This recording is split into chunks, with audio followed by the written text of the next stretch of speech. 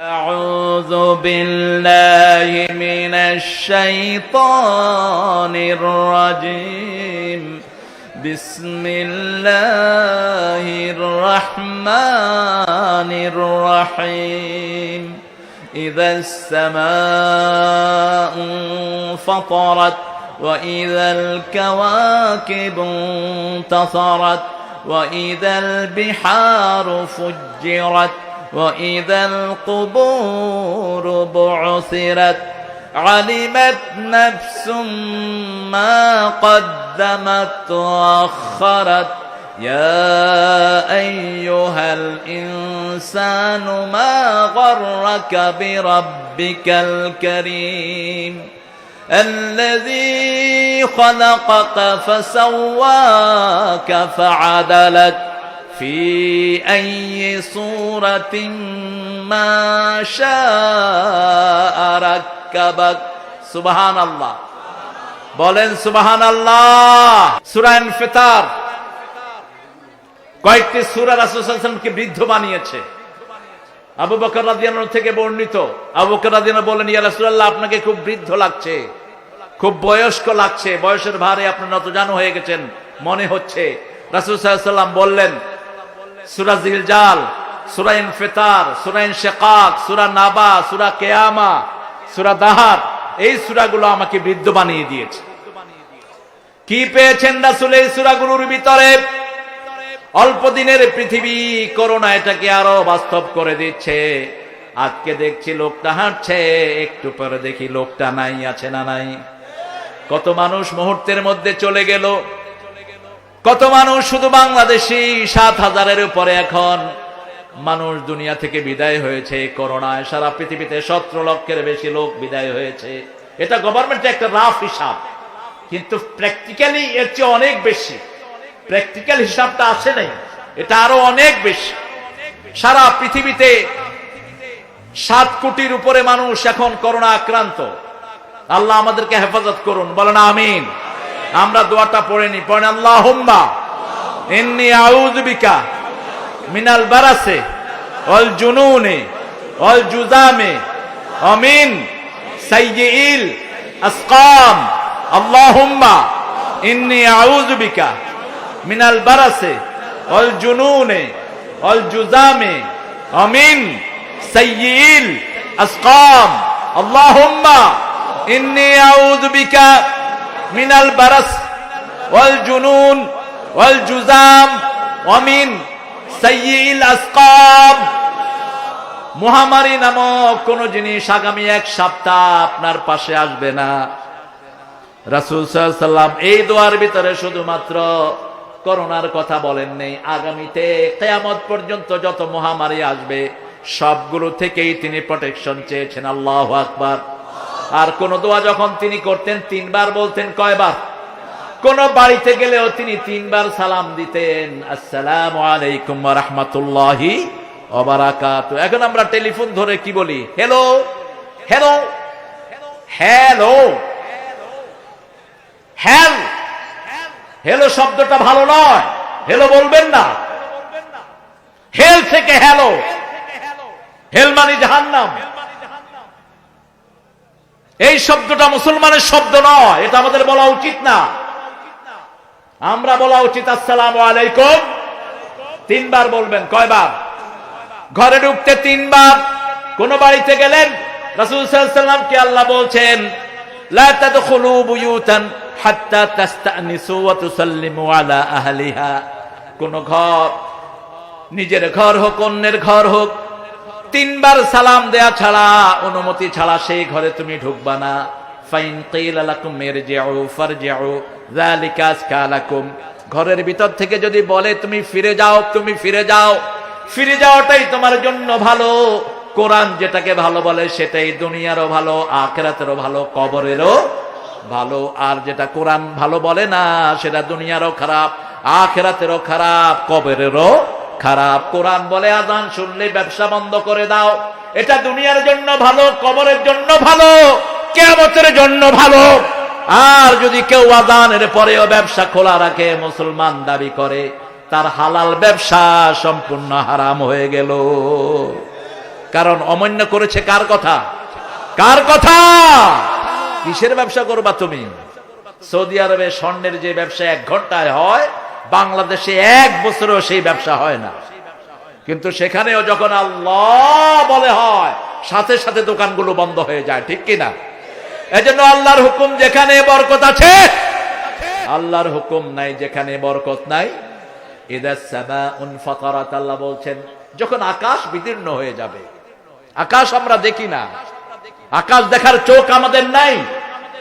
আমরা আকাশের নিচের আবিরটা দেখি, মেঘ দেখি, আকাশের নিচে কিছু ধোঁয়া আভা দেখি। আকাশটা এত উপরে, এটা দেখার ক্ষমতা পৃথিবীর কোন চোখে নাই। ওই পর্যন্ত আমাদের দৃষ্টি যায় না। 7টি আকাশ, প্রত্যেকটা আকাশকে আলাদা আলাদা মেটাল দিয়ে আল্লাহ তৈরি করেছেন। একটা আকাশের সাথে আরেকটা আকাশের মিল নাই। রাসূল সাল্লাল্লাহু আলাইহি ওয়াসাল্লাম শুধু বলেছেন প্রথম আকাশটা দ্বিতীয় আকাশের কাছে হাতের আংটির মতো ছোট। এখন প্রথম আকাশটা কত বড়? নাসা গত 100 বছর ধরে রিসার্চ করছে। নাসা পৃথিবীর সবচেয়ে বড় আকাশ গবেষণা কেন্দ্র। যদিও রাসূল সাল্লাল্লাহু আলাইহি ওয়াসাল্লাম বলেছেন তোমরা আকাশ নিয়ে বেশি গবেষণা করো না, তাহলে ভিক্ষুক হবা। সাগর নিয়ে গবেষণা করো, প্রাচুর্য আসবে। আকাশ নিয়ে গবেষণা করতে করতে রাশিয়া ভিক্ষার থলি হাতে নিয়েছে। রাশিয়ার মানুষ রেশনে রুটি খেয়েছে, রুটি, আটা রুটি রেশনে খেয়েছে। ওই সময় আমি গিয়েছিলাম রাশিয়াতে, 1991 সাল। রুটির জন্য দেখি যে লাইন ধরেছে। রুটি লাইন ধরে খেতে হবে, আমি এই রুটি খাওয়ার দরকার নাই আমার। রুটি তো আমাদের দেশে লোকেরা, ডায়াবেটিস লোকেরা বেশি খায়। কোন দাওয়াতে কি রুটি খাওয়া হয়? কথা কর না কেন? বিয়ের দাওয়াত দিছে, 2টা করে যদি রুটি দেয় খাবেন? যে দিছে হেরে মারবে, কত রুটি তুই খা বেটা। রুটি খায় অসুস্থ লোকেরা, আমরা রুটি খাবো কে? আমরা পোলাও খাবো, কোরমা খাবো, ঠিক না বে ঠিক? এই রাশিয়া টুকরা টুকরা হয়ে গেছে। অন্যদিকে জাপান পানির তলদেশ নিয়ে গবেষণা করে পৃথিবীর সবচেয়ে অর্থশালী দেশে পরিণত হয়েছে। কারণ সাগরের ভিতরে আল্লাহ বলছেন ইয়াখরুজু মিনহুমাল লুউলুউ ওয়াল মারজান ফাবিআইয়ি আলাই রাব্বিকুমা তুকাযিবান। সাগরের ঢেউয়ের দোলাতে, পাহাড়ি ঝর্ণা ধারাতে, কত যে মোহন মহিমা সসীম সুষমা, রেখেছ হৃদয় ভোলাতে, রেখেছ হৃদয় ভোলাতে। প্রতিদিন সাগর 5 বার আল্লাহর কাছে অনুমতি প্রার্থনা করে। সহিহ বর্ণনা, রাসূল সাল্লাল্লাহু আলাইহি ওয়াসাল্লাম বলছেন প্রতিদিন সাগর চায় সারা দুনিয়াকে ডুবিয়ে মারতে। আল্লাহ অনুমতি দেয় না, যখনই একটু অনুমতি দেয় সুনামি হয়ে যায়। 5 মিনিটের ভিতরে 25 লক্ষ লোক দুনিয়া থেকে বিদায়। 1 মিনিটের ভিতরে সারা পৃথিবীকে বিদায় করে দিতে পারে সাগর, পারে কি পারে না? এত বেশি সাগরের ক্ষমতা আল্লাহ দিয়েছেন। সেই আল্লাহ জাল্লা শানু সাগরকে ঠান্ডা করে রাখেন। সেই সাগরের নিচে মারজান এবং লুলু পাথর দিয়ে ভরে দিয়েছেন। আবার সাগরের ভিতরে এত মাছ সম্পদ রেখেছেন, বাংলাদেশের সাগরের এলাকার মতো সমৃদ্ধ সাগর এলাকা পৃথিবীর কোন দেশে নাই। বাংলাদেশের যতটুকু বে অফ বেঙ্গলের সীমানা, অতটুকু সাগরের নিচে গ্যাস, স্বর্ণের খনি, তেলের খনি ভরপুর হয়ে আছে। আর পানিতে বছরের একটা সময় পানি আর মাছ এক হয়ে যায়। শুধু পানি আটকালেই চিংড়ি মাছ, রূপালী স্বর্ণ, শুধু পানি আটকায়। আর সেখান থেকে চিংড়ি মাছের পোনাগুলো 5 টাকা দরে বিক্রি করে সাতক্ষীরার কাছে, ধরে কুয়াকাটা, তারপরে বঙ্গোপসাগরে ওই যে ইয়াতে কক্সবাজার সহ যে সমুদ্র উপকূল এলাকা আছে, এগুলোতে তারা পোনাগুলো ধরে। পোনা ধরে কেমনে? শুধু পানি আটকায় একটা সময়। এত বেশি মাছ পৃথিবীর কোন সাগরে, এত বিচিত্র মাছও নাই। এত বিচিত্র মাছ, গুজ্জা, একটা মাছের নাম হলো গুজ্জা, মানে হাই না না, একটু বলে ফেললাম আর কি চট্টগ্রামের ভাষা। চট্টগ্রামের ভাষা আসলেই মনে হয় বিদেশি ভাষা, এটাতে দেশের কোনো গন্ধ নাই। চট্টগ্রামের লোকেরা যখন কথা বলে, রাজশাহীর লোকেরা মনে করে যে ফার্সি কথা বলতেছে। এক শব্দ বোঝা যায় না। মনে হতে নাচ্ছেন কেন আছেন গাঁও আছেন না, সালাতে না এই তো মাছেরও এমন নাম আপনি খান না, আপনার আব্বাও খায়নি। গুজ্জা মাছ। আমি কইলাম গুজ্জা মাছ মানে কনে খাইছন দিল, শুধু মজাই লাগে। লাহমান তরিয়া, আল্লাহ বলছেন বাহিরের গোস্ত খেলে মুখ মেরে আসে, আপনি গোস্ত 1 কেজি যত বড় পেটুকু হোক 1 কেজির বেশি খেতে পারবে না, ও দাঁতে লাগবে, ওখানে লাগবে, সেখানে লাগবে। কিন্তু মাছটা হলো লাহমান তরিয়া, মাছটা হলো এমন গোস্ত যেটা যত খাবেন জিহ্বায় তত স্বাদ বেড়ে যাবে। আবার এই মাছের কাঁটা গলায় লাগলে কোনো সমস্যা নাই, এটা গলে যায়, কোনো হাড্ডি গলে না, কিন্তু মাছের কাঁটা গলে যায়। মাছকে এত বেশি নেয়ামতে ভরপুর আল্লাহ করেছেন, 1000 রকমের মাছ দান করেছেন কে? আপনাদের হাওর গলুতে যত মাছ, সব মাছের নামও মানুষ জানে, শুধু খায় জানে না। সেজন্য আল্লাহ জাল্লা শানহু বলেছেন ইযা সামাউন ফাতারাত, এই যে আকাশটা দেখেছো, এই আকাশের সাথে সাগরের সম্পর্ক।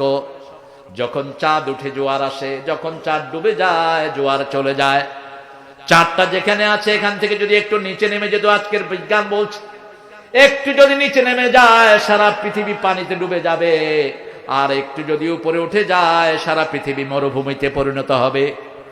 এই জন্য চাঁদ সূর্যের কথা আল্লাহ বলেছেন, চাঁদ সূর্যের কথা বলছেন আশ-শামসু ওয়াল কামারু বিহুসবান, চাঁদ এবং সূর্য এটা হিসাব মিলানোর জন্য আমাদের জন্য আল্লাহ দিয়েছেন, হিসাবটা যেন আমরা ঠিক রাখতে পারি। এই আকাশ কত বড়, বিজ্ঞান বলছে নাসা আকাশ কত বড় তারা ঠিক করতে পারে নাই, তবে আকাশের ভিতরে ব্ল্যাক হোল আছে, ওটা বলছে ওরা এখন ব্ল্যাক হোল না, আগে বলতো ব্ল্যাক হোল কালো গর্ত, এখন বলছে no it's not black hole, it is star falling, এখানে তারা পড়ে যায়। 1400 বছর আগে সূরা ওয়াকিয়ার ভিতরে আল্লাহ কসম করেছেন লা উকসিমু বিমাওয়াকিন নুজুম, যেখানে তারা পড়ে যায় সেটার কসম খেয়েছেন আল্লাহ। আজকে নাসা সেটা বের করেছে, তারাগুলো চলতে থাকে, হঠাৎ করে দেখা যায় একটা তারা ডিসঅ্যাপিয়ার, একটা তারা আর দেখা যায় না। আপনি দেখবেন আকাশের দিকে তাকিয়ে থাকেন। একজন কবি খুব বেশি আকাশের দিকে তাকাতেন, এই জন্য তিনি খুব বেশি কবিতা লিখেছেন। কি নাম? শেখ সাদি, ওনার বাড়ির পাশে বোধহয়। আর মিয়া বাংলাদেশ কোথায়, ইরানে চলে গেলে কেন তুমি? রবি ঠাকুর, ওনার সাহিত্যের ল্যাংথ অনেক বড়, সাহিত্যের এমন কোন আঙ্গিনা নাই তিনি লেখেন নাই।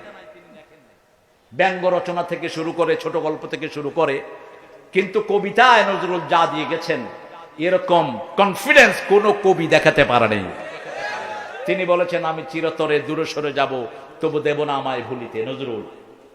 আর রবি ঠাকুর বলেছেন 100 বর্ষ পরে কে বসে পড়ছো আমার কবিতা গানি, পড়লে পড়তেও পারো নাও পড়তে পারো। কিন্তু নজরুল বলেছে আমার কবিতা আমি যা দিয়ে গেলাম, আমি চিরতরে দূরে সরে যাব, তবু দেব না আমায় ভুলিতে। এক এক কবিতার ওজন কি!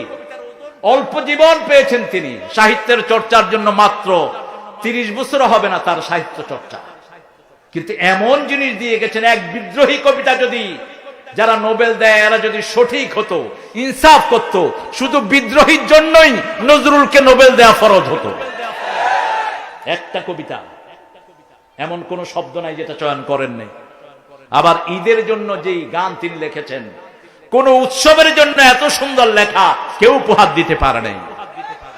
তিনি লিখেছেন তোর জীবনে ভরে মারলো যারা ইট পাথর ছুঁড়ে, সে পাথর দিয়ে গড়ে তোলে প্রেমেরই মসজিদ, পাথর দিয়ে গড়ে তোলে প্রেমেরই মসজিদ। ও মনে রমজানেরই রোজার শেষে এলো খুশির ঈদ, ঢাল হৃদয়ের তোর তস্তরিতে শিরনি তৌহিদের, তোর দাওয়াত কবুল করবেন হযরত হ্যায় মনে উম্মীদ।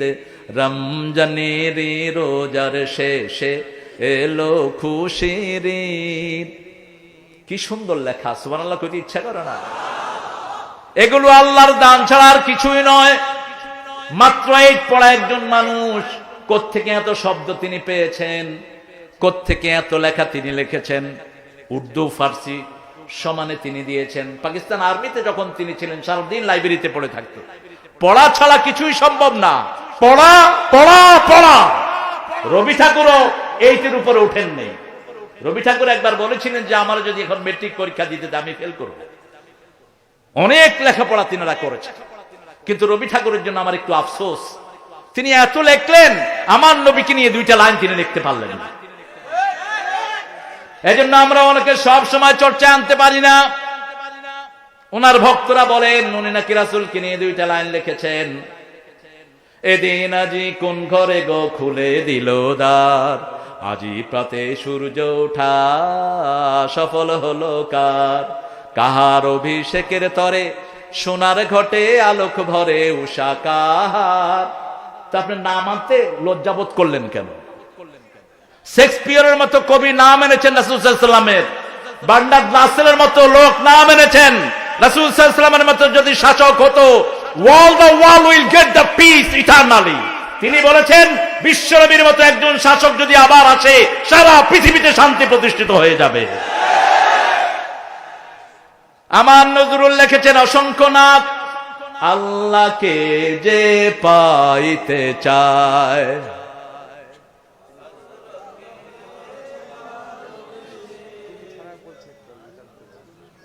কই আপনাদের গান না দেখি।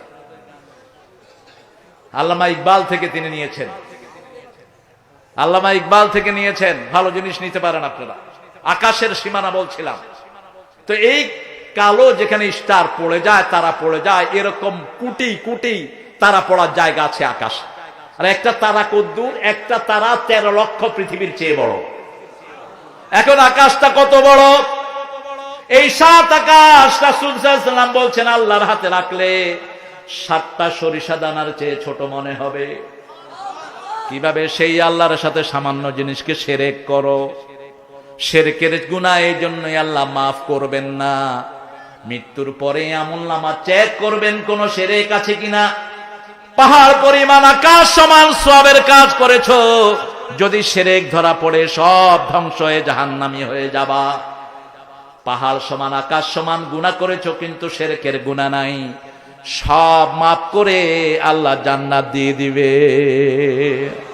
একজন লোক মারা গেছেন, রাসূল সাল্লাল্লাহু আলাইহি ওয়াসাল্লাম বলছেন সহিহ বর্ণনা, তার 99টা খাতা সব গুনাহে ভরা।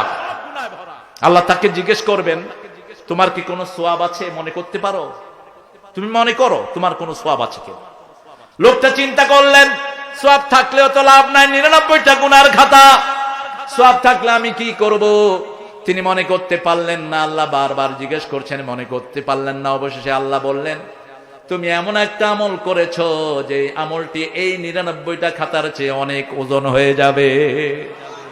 তুমি পড়েছো লা ইলাহা ইল্লাল্লাহু মুহাম্মাদুর রাসূলুল্লাহ সাল্লাল্লাহু। তুমি আমার সাথে শিরক করো না, এটা পড়েছো। অন্য গুনাহ তুমি করেছো, এই যে কালেমাটি শিরক মুক্ত অবস্থায় পড়েছো, এই 99টা খাতা এক পাল্লায়, আর এই কালেমাটা এক পাল্লায় দিলে ওই 99 খাতার চেয়ে এই ছোট্ট কালেমাটা অনেক বেশি ভারী হয়ে যাবে। এজন্য শিরককে পাহারা দিবেন, শিরক যেন না ঢুকে। শিরক কিভাবে ঢুকে? রাসূল সাল্লাল্লাহু আলাইহি ওয়াসাল্লাম বলছেন কালো রাতে কালো পিঁপড়ার উপর, কালো পাথরের উপর কালো পিঁপড়া যেমন দেখা যায় না, তেমনি শরীরে শিরক ঢুকে। রাসূল সাল্লাল্লাহু আলাইহি ওয়াসাল্লাম বলছেন যারা রাতের বেলায় পড়ে কুল ইয়া আইয়ুহাল কাফিরুন লা আ'বুদু মা তা'বুদুন ওয়ালা আনতুম আবিদুনা মা আ'বুদ ওয়ালা আনা আবিদুম মা আবাদতুম ওয়ালা আনতুম আবিদুনা মা আ'বুদ লাকুম দীনুকুম ওয়ালিয়াদিন। রাতে এটা পড়ে যারা ঘুমায়, শিরক মুক্ত জীবন আল্লাহ তাকে দান করে দিবে। রাসূল রাতের শেষ সূরা এটা পড়তেন, আবার সকালে উঠে ফজরে যখন সুন্নত পড়তেন তখন এই সূরা পড়তেন। আবার যখনই কুল ইয়া আইয়ুহাল কাফিরুন পড়তেন, এটাতে একবারও আল্লাহর নাম নাই।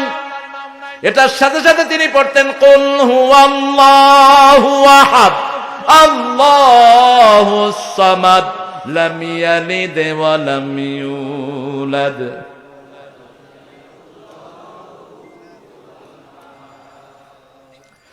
এত ছোট্ট দুটি সূরা, অথচ ওজন কত বেশি। রাসূল সাল্লাল্লাহু আলাইহি ওয়াসাল্লাম বলছেন, সূরা ইখলাস যারা একবার পড়বে 10 পারা কোরআনের পরিপূর্ণ সওয়াব আল্লাহ তাকে দিবে। এত নেয়ামতের জিনিস বাদ দিয়ে কত আজে বাজে জিকির আমরা করি, আছে না নাই? অবশ্য কিশোরগঞ্জে এরকম উল্টাপাল্টা কিছু নাই। হ্যাঁ আছে। হায় হায় কি জিকির বেরোছে। আল্লাহ বলছে জিকির করতে কলিজা কাঁপাবা, শরীর না। কি কাঁপাবা? কি কাঁপাবা? কার কথা? ইন্নামাল মুমিনুনা আল্লাযীনা ইযা যুকিরাল্লাহ ওয়াজিলাত কুলুবুহুম ওয়া ইযা তুলিয়াত আলাইহি আয়াতুহু যাদাতুহুম ঈমানাও ওয়া আলা রাব্বিহিম ইয়াতাওয়াক্কালুন। নিশ্চয় আমার মুমিন যারা ইযা যুকিরাল্লাহ, যখন তারা আল্লাহর জিকির করবে, ওয়াজিলাত কুলুবুহুম, তাদের অন্তর কাঁপবে। কি কাঁপবে? কি কাঁপবে? অন্তর কাঁপবে, যারা আরেকজন ডিস্টার্ব না হয়। আপনার অন্তর সারাদিন কাঁপলে তো আরেকজনের ডিস্টার্ব হবে না? হবে? কথা বলেন না কেন?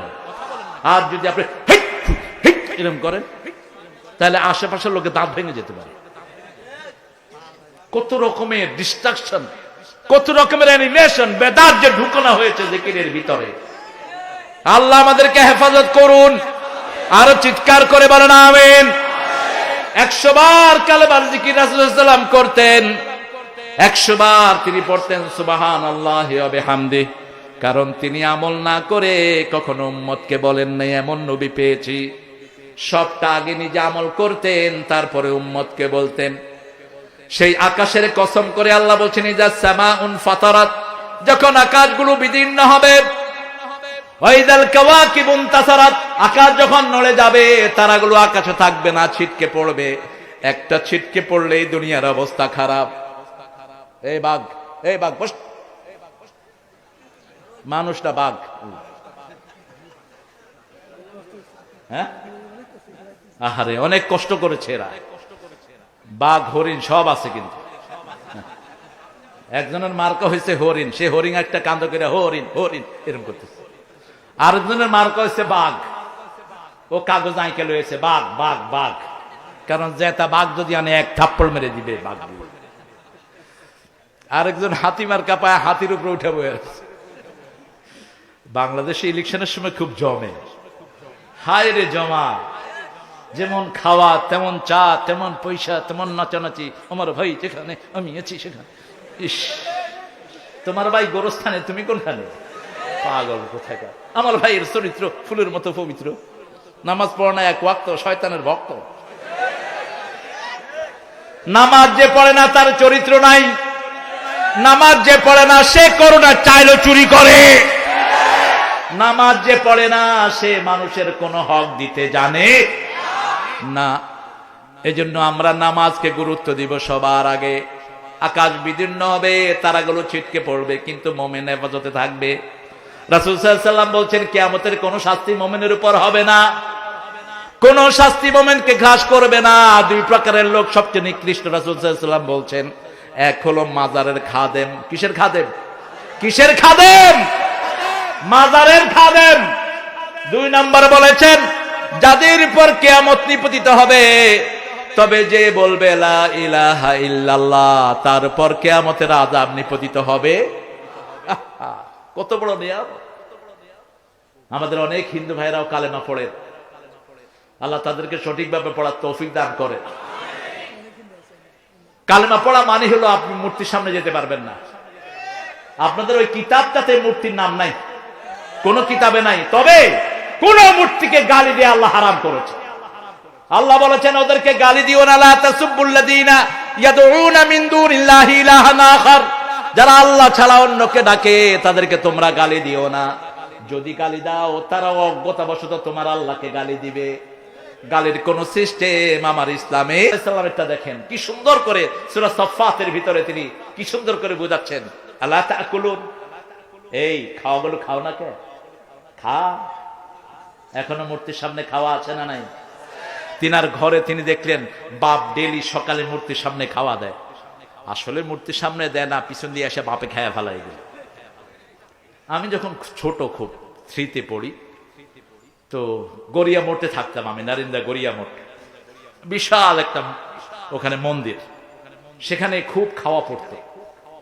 আমি ফজর পড়ে একদিন ছোট মানুষ দেখতে গেলাম, দেখি যে পিছন দিয়ে আইসা ঠাকুরে খাইতেছে ওইগুলো। আরে তুই খাইছ কে? তুমি কই না তোমারে ভাগ দেবো। ছোট মানুষ, ভাগ পেলে তো খুশি। দে দেবতারে, খা ঠাকুরে। কারণ মাটির জিনিস খাওয়ার কোনো ক্ষমতা রাখে? বললেন আলা তাকুলুন, এগুলো খাও না কেন? ফামা লাকুম লা তানতিকুন, কথাও বলো না কেন? হয় খাইবা নয় কথা বলবা, খায়ও না কথাও কয় না। এখন কি করা দরকার? কি করা দরকার? দেখছে ইব্রাহিম আলাইহিস সালামের উম্মত, আহারে রাসূল সাল্লাল্লাহু আলাইহি ওয়াসাল্লাম বলছেন, আমি আমার একটা ছেলে হয়েছে মারিয়া কীর্তির ঘরে, সেই ছেলের নাম আমার আব্বার নামে রেখেছি। সাহাবায়ে কেরাম বলেন, ইয়া রাসূলুল্লাহ, আপনার আব্বা? মুসলিম শরীফের হাদিস। বলছে, আমার আব্বা ইব্রাহিম আলাইহিস সালাম, ওনার নামে আমার ছেলের নাম রেখেছি। 3 ছেলের বাপ ছিলেন মুহাম্মদ সাল্লাল্লাহু আলাইহি সাল্লাম। মা খাদিজার ঘরে 2 ছেলে, আব্দুল্লাহ, তাহের এবং তয়্যিব তার নাম, প্রথম জন কাসেম, আর 4 কন্যা। রাসূলুল্লাহ সাল্লাল্লাহু আলাইহি ওয়াসাল্লামের জীবনে এত মিল, তিনার সন্তান ছিল 7 জন, নাতিও ছিল 7 জন। নাতি কয়জন? 7 জন। এই ইব্রাহিমকে দুধ খাওয়ানোর জন্য দিয়েছেন একজন কামারের বাড়িতে। দেখেন শ্রমিকের দাম দেখেন, একজন কামারের বাড়িতে দিয়েছেন দুধ খাওয়ানোর জন্য। 16 থেকে 17 মাসের সময় তিনি দুনিয়া থেকে বিদায় হলেন। রাসূল সাল্লাল্লাহু আলাইহি ওয়াসাল্লাম সেই বাড়িতে যেতেন, তখন কামারের বাড়ি থেকে ধোঁয়া উঠতো। কি উঠতো? ধোঁয়া। কামারের বাড়িতে ধোঁয়া আছে। রাসূল বলেছেন সাল্লাল্লাহু আলাইহি ওয়াসাল্লাম, মুমিনের উপমা হলো আতরের দোকানের মতো, আর কাফেরের তুলনা কামারের দোকানের মতো। আতরের দোকানে গেলে আতর না কিনলেও কি পাবেন? কথা কন না কেন? আরে গন্ধ না ঘ্রাণ? গন্ধ আর ঘ্রাণ কি এক? গন্ধ করলে তো মানুষ নাক ধরুন, গন্ধ, ঘ্রাণ, সুঘ্রাণ। আর কামারের দোকানে গেলে কিছু না হলো কি পাবেন? ধোঁয়া। রাসূল সাল্লাল্লাহু আলাইহি ওয়াসাল্লাম ধোঁয়া ঢুকতো নাকে দিয়ে, কানে দিয়ে। তারপর ওই বাড়িতে যেতেন, ইব্রাহিমকে কোলে নিতেন। ইব্রাহিম যখন মারা গেলেন, রাসূল তার কপালে চুমু খেলেন, নাকে চুমু খেলেন, গালে চুমু খেলেন। আর ওই দুধ মা বাবাকে বললেন, আপনারা 17 মাস দুধ খাইয়েছেন, দুধ খাওয়ার হুকুম হলো 2 বছর। কয় বছর? ফিসালুহু ফি আমাইন। কয় বছর? 2 বছর। 2 বছর। এই যে 3 মাস, যেই মাসটা বাকি আছে, এই মাসগুলো জান্নাতে আল্লাহ আপনাদেরকে দুধ খাওয়ানোর জন্য এই শিশুকে কোলে দিয়ে দিবে। রাসূল সাল্লাল্লাহু আলাইহি ওয়াসাল্লাম ছেলের নাম রাখলেন ইব্রাহিম। সেই ইব্রাহিম আলাইহিস সালাম ফাদারবা দরবাম বিল ইয়ামিন, ডান হাতে মারলেন। আপনি বাহিরের মূর্তির গায়ে হাত দিবেন না, নিজের ঘরের গুলো ভাঙেন, কোনো অসুবিধা নাই। বাহিরের গড়ি নয়, বাহিরের গুলো ভাঙবেন তখন যখন সারা দেশের সব লোক এই কালেমার পান্ডারে চলে আসবে। ঠিক না বে ঠিক? এর আগে না, রাসূল সাল্লাল্লাহু আলাইহি ওয়াসাল্লাম মক্কায় থাকা অবস্থায় মক্কার ভিতরে 313টা মূর্তি ছিল, 13 বছর। এরপরে যখন ফতে মক্কা 8ম হিজরিতে হলো, তা ওই পর্যন্ত রাসূল এই কাবার দিকে ফিরে নামাজ পড়েছেন। তখন এটার ভিতরে কয়টা মূর্তি? কয়টা? 360। যখন মক্কা বিজয় হলো, তারপরে ওখান থেকে মূর্তি বেরিয়েছে, তার আগে নয়। এজন্য আমরা আগে নিজের ঘরটা সামলাবো। রাজি আছি তো? কথা কন না কেন? রাজি আছি তো? সেই দিন আসবে ইনশাআল্লাহ, ইনশাআল্লাহ। ইজা সামাউন ফাতারাত, আকাশ বিদীর্ণ হবে। ওয়াইদাল কাওয়াকিব ইনতাসারাত, ওয়াইদাল বিহার ফুজ্জিরাত, একটা তারার অংশ পড়লেই সমস্ত সাগরগুলো ফেটে যাবে, সাগরের তলদেশ ফেটে পানি উতরাতে থাকবে। রাসূল সাল্লাল্লাহু আলাইহি ওয়াসাল্লাম বলছেন, এই সাগর, সাগরের উপরে, সাগরের নিচে আগুন, আবার আগুনের নিচে সাগর। তাহতা কুল্লা মা ইন্নার অকুল্লা নারিন বাহার। প্রত্যেক সাগরের নিচে আগুন আছে, আবার আগুনের নিচে সাগর আছে। রাসূলের সহিহ হাদিস। আজকের বিজ্ঞান পরীক্ষা করে দেখে, সাগরের নিচে যদি আগুন না থাকতো সমস্ত মাছগুলো মারা যেত, আবার সাগরে যদি ঢেউ না থাকতো মাছগুলো সব মারা যেত। প্রজননের সময় হলেও ঢেউ আল্লাহ বাড়িয়ে দেয়। আপনারা দেখবেন ওই যে মাছ বিক্রি করতে নেয়, সারাক্ষণ কি করে? কথা কন না কেন? কি করে? ঝাঁকায়। কেন ঝাঁকায়? কেন ঝাঁকায়? না ঝাঁকালে মাছ মরে যাবে। ইলিশ মাছ যখন ডিম ছাড়ে, ঠিক মেঘনা নদীর মোহনা, যেখান থেকে পানির স্রোত সবচেয়ে খরস্রোতা সেখানে আসে। আবার স্যালমন ফিশ, পৃথিবীর সবচেয়ে দামি ফিশ, এগুলো যখন বাচ্চা প্রজনন করে চলে আসে নায়াগ্রার জলপ্রপাতের ওখানে। লক্ষ কোটি ব্যারেল পানি এরকম নামছে নায়াগ্রার জলপ্রপাত, আমি গিয়েছি অনেকবার। তো সেখানে লক্ষ লক্ষ স্যালমন চলে আসে ডিম ছাড়ার জন্য। ওই স্রোতের ভিতরে ডিম ছাড়ে, কারণ স্রোত ছাড়া কারেন্টও সৃষ্টি হয় না, স্রোত ছাড়া প্রাণও বাঁচে না। প্রত্যেকটি জিনিসের জন্য স্রোতের দরকার। সুবহানাল্লাহ। আবার পানি ছাড়া কোনো কিছু জীবন লাভ করে না। আল্লাহ জাল্লা শানু এগুলোর কথা বলেই তারপরে বলছেন ওয়া ইদাল কুবুরু বুউসিরাত, সমস্ত কবরগুলো থেকে মানুষ বেরিয়ে আসতে থাকবে। জারাদুন মুনতাশার, মাটির ভিতরে থেকে পোকা যেমন বেরিয়ে আসে, বৃষ্টি হলে পোকা বেরিয়ে আসে, ঠিক তেমনি ভাবে মাটি থেকে, কবর থেকে মানুষ বেরিয়ে আসবে। আলিমাত নাফসুম মা কদ্দামাত ওয়া আখারাত, মানুষ জানবে আগে পরে সে কি করেছিল।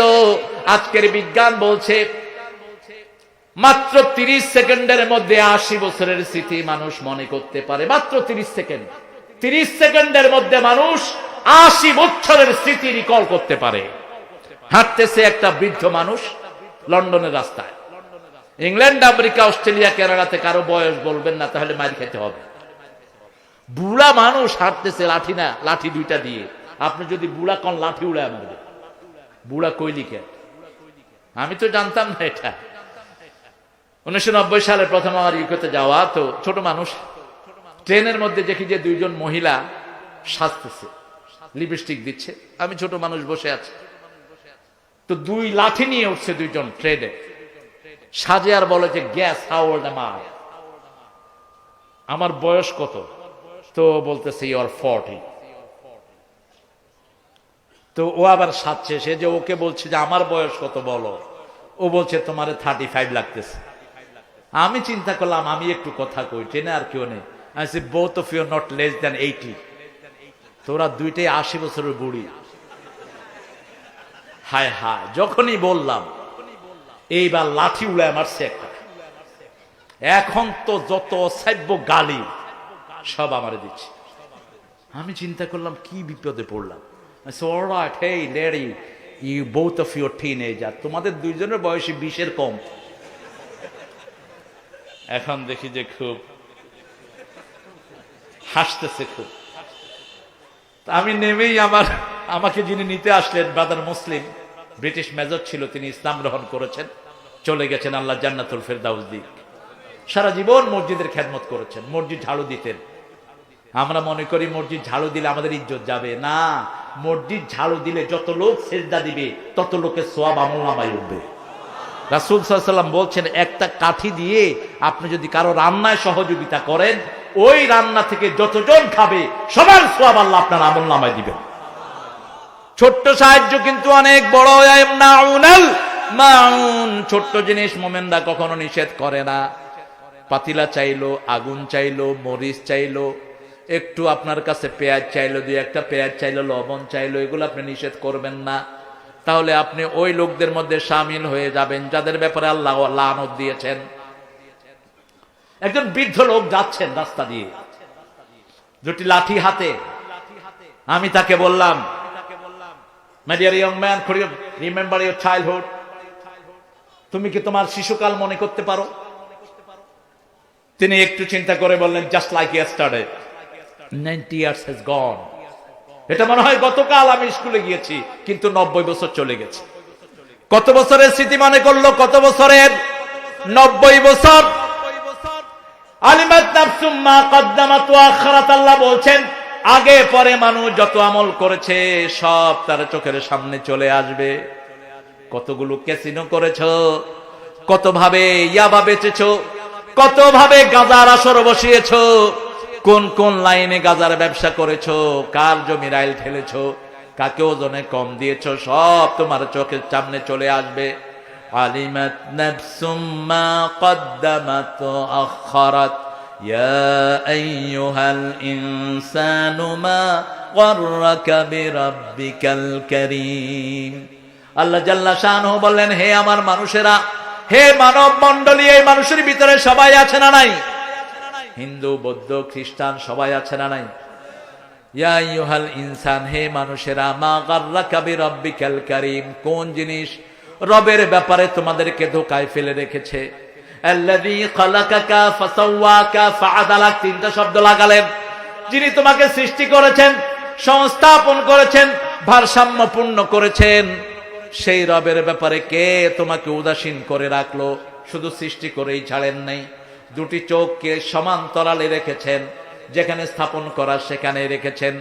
যদি চোখগুলো মাথার পিছনে দিত, আপনি সামনের দিকে চলতে পারতেন না। যেমন হাতির নাক। ইংল্যান্ডের একজন ডাক্তার মানুষের আকৃতি দেখেই তিনি পড়েছেন লা ইলাহা ইল্লাল্লাহু মুহাম্মাদুর। তিনি বলছেন, দেখেন, আমার নাক যদি হাতির নাকের মতো হতো, আই কুডন্ট রান, আমি দৌড়াতে পারতাম না, দৌড়াতে গেলেই নাকের উপর চিত হয়ে পড়তাম। আমার কান যদি হাতির কানের মতো হতো, পাশাপাশি বসে আমরা কোনো মিটিং এ থাকতে পারতাম না। আমার পাশের ভাই বলতো কান সরা, আমি বলতাম কান সরা। কি সুন্দর করে বানিয়েছেন দেখেন, কত সুন্দর কান, কত সুন্দর নাক। সুবহানাল্লাহ বলতে ইচ্ছা করে না? অফি আনফুসিকুম আফালা তুবসিরুন, আল্লাহ বলছেন, তোমার ভিতরে যা রেখেছি মানুষের চেয়ে নাজুক, মানুষের চেয়ে সেন্সিবল মেশিন পৃথিবীতে আর একটিও। এত রগ মানুষের শরীরে, সারা পৃথিবীকে 10 বার পেঁচিয়ে ফেলা যাবে, এত রগ আল্লাহ মানুষের শরীরে রেখে দিয়েছেন। শুধু মাথার ভিতরে 4500 রগ বেইন আল্লাহ দিয়েছেন। মাথার ভিতরে 2700 কোটি বেইন, 2700 কোটি, 2700 কোটি নার মাথার ভিতরে, আর হাতের ভিতরে 4500 কোটি। হাটের এক একটা মাথার, হাটের 5টা মাথার একটা সমান। হাত রিসিভ করে, মাথা সেটা ডিসপ্লে করে। এখন কেউ কেউ বলেন হাত নাকি মাথায়, তো বলবা যে পাও মাথায়, বেকুব। সবগুলোর সেন্ট্রাল পয়েন্ট কোথায়? কথা বলেন না কেন? যেমন একটা গাড়ি ড্রাইভ হয় কোথা থেকে? মাথা থেকে। ড্রাইভার বসে সামনে, স্টিয়ারিং এর সাথে সব আছে না নাই? এখন আপনি যদি বলেন যে ড্রাইভারের গাড়ির চাক্কা হইল স্টিয়ারিং এর লগে, গাড়ির সাইলেন্সার পাইপ হলো ড্রাইভারের মাথার পিছে, হবে? হবে না। হার্ট রিসিভ করে সেটা মাথাকে দেয়। এটা কতটুক সময়ে? 1 সেকেন্ডের 100 ভাগের চেয়ে কম। একটা মানুষের ব্রেন 10,000 কম্পিউটারের চেয়ে ফাস্ট। গভীর রজনীতে চলছেন, হঠাৎ করে একটা সাপ পায়ে লাগলো, সাথে সাথে সেন্স মাথাকে খবর পৌঁছালো, আমার পায়ের সাথে সাপ লেগেছে। মাথা পৌঁছালো কোথায়? পা কোথায় পৌঁছালো? মাথায়। মাথা বলল, চোখ তুই দেখ, চোখ তুই দেখ। চোখ দেখে দৌড়া সাপ। এবার মাথা কইল, লেজ দইরা গুড়া, এটার ভিতরে কোনো বিষ নাই। আবার একটা সাপ লাগলো, মাথাকে পা বলল সাপ লেগেছে, চোখকে বলল চোখ দেখ। এগুলো কিন্তু সেকেন্ডের কম সময় হয়ে যাচ্ছে। দেখে গোখরা, অথবা কি বলেন আপনারা? হ্যাঁ, পানস। হ্যাঁ, ওই যে ফস করে উঠে, গোখরা। এবার ব্রেন কইল, উঠা দৌড় মার। পিছনে বাপ আছে না কি আছে, ফালা বাপ, নিজের জান বাঁচাই। উঠা দিছে দৌড়। এত মুহূর্তের মধ্যে সব কিছু করে ফেলেন। করার ক্ষমতা দান করেছেন কে? সে আল্লাহ জাল্লা শাআনহু বলছেন, আমি তোমাকে সৃষ্টি করি নেই, আমি সৃষ্টি করে তোমার পা যেখানে রাখা দরকার সেখানে রেখেছি, জিহ্বা যেখানে রাখা দরকার সেখানে রেখেছি। জিহ্বার সাথে নাকের সম্পর্ক দিয়েছি, যাতে জিহ্বায় পচা জিনিস পেলে নাক টের পায়। জিহ্বার ভিতরে এমন লালা দিয়েছি, 7 রকমের টেস্ট তুমি অনুভব করতে পারো। গরম কি ঠান্ডা জিহ্বা বলে দেয়, পচা না ভালো জিহ্বা বলে দেয়, টক না মিষ্টি জিহ্বা বলে দেয়। জিহ্বা বলে দেয় এটা খাইলে তোমার ভালো হবে না খারাপ হবে, হজম করতে পারবা কি পারবা না জিহ্বা বলে দেয়। ঠিক না বেঠিক? কথা কন না কেন? এই সবগুলো করেছেন কে? সে আল্লাহ জাল্লা শানহু বলেছেন, আমি তোমার চোখকে এমন ভারসাম্যপূর্ণ করেছি, চোখটা যদি একটু উপরে নিচে হয় লোকটাকে আমরা বলি ঠেরা। কি বলি? আপনারা কি বলেন? তাকায় ওদিকে, ওদিকে তাকায় থাকে, টেগরা। এই টেগরা, টেরগা। পা যদি একটু ছোট হয় লোকটা হাঁটতে পারে না, এরকম ড্যান্স করে। আমি পেয়েছি এক লোককে, নাম বলবো না, আপনাদের এলাকার খুব পয়সা আলা, এয়ারপোর্টে উনি এরকম করতেছে। আপনার ড্যান্স করেন কেন? ড্যান্স করি না, আমার পায়ের তলায় ফোঁড়া উঠছে, 1.5 ইঞ্চি পায়েরটা বড় হয়ে গেছে, একটু নিচে নেমে গেছে, দেখেন হাঁটতেছে এরকম করতেছে। কি সুন্দর করে আল্লাহ বানিয়েছেন। এই বানানোর পিছনে হেতু কি? ওই যে কবরের জীবন, ওটাতে সুন্দর হয়ে যাও, তাহলে আরো সুন্দর করে দিবেন। এক এক জান্নাতীকে আল্লাহ 70 গজ বানিয়ে দিবেন। 70 গজ, 70 গজ মানে হলো 120 হাত হবে এক এক জান্নাতি। সাইডে হবে 7 গজ, সাইডে হবে 14 হাত, লম্বায় হবে 120 হাত। চেহারাটা হবে ইউসুফ আলাইহিস সালামের চেহারা, গলার সুরটা হবে দাউদ আলাইহিস সালামের সুর। আরো আস্তে কল সুবহানাল্লাহ। কি নিয়ামত দিয়ে কবরটাকে ভরে রেখেছেন জান্নাতীদের জন্য। জান্নাতীরা মৃত্যু চায়, মৃত্যু চায়, কি চায়? মৃত্যু চায়। ওমর ফারুক চাইতেন বলে আল্লাহুম্মা আল্লাহুম্মা আরযুকনি শাহাদাতান ফি সাবিলিক ওয়াজআল মাউতি ফি বিলাদি রাসূলিক। হে আল্লাহ, আপনার রাস্তায় আমাকে শহীদ করেন, আপনার হাবিব যেখানে ঘুমিয়ে আছেন সেখানে আমার মৃত্যু দেন। রাসূল সাল্লাল্লাহু আলাইহি ওয়াসাল্লাম জান্নাতুল বাকির জন্য অনেক দোয়া করেছেন, মদিনার মুর্দাদের জন্য দোয়া করেছেন। মা আয়েশা সিদ্দিকা রাদিয়াল্লাহু আনহা বলছেন, এক রাতে তিনি শুইলেন, আস্তে করে উঠে গেলেন, আমাকে বললেন, আমাকে অনুমতি দাও, আমি আমার রবের সাথে কথা বলতে চাই। মা আয়েশা সিদ্দিকা রাদিয়াল্লাহু আনহা বলেন, আমি আপনাকে বেশি পেতে চাই। রাসূল সাল্লাল্লাহু আলাইহি ওয়াসাল্লাম বললেন, আমি আমার রবের ডাকে সাড়া দেব। আস্তে করে তিনি ওযু করে বাহিরে গেলেন। মা আয়েশা সিদ্দিকা রাদিয়াল্লাহু আনহা বলছেন, আমিও আস্তে আস্তে বাহিরে গেলাম। আমি গিয়ে দেখি তিনি জান্নাতুল বাকির পাশে দাঁড়িয়ে আছেন। ওটার নাম হলো বাকিউল গারকাদ। বাকিউল গারকাদ, জান্নাতুল বাকি হাদিসের নাম না, এটা আমরা পরবর্তী পর্যায়ে নাম দিয়েছি জান্নাতুল বাকি, কারণ এখানে অনেক মহিলা সাহাবী, অনেক মায়েরা সেখানে ঘুমিয়ে আছেন। আপনাদের কষ্ট হচ্ছে? সারা রাত থাকবেন তো?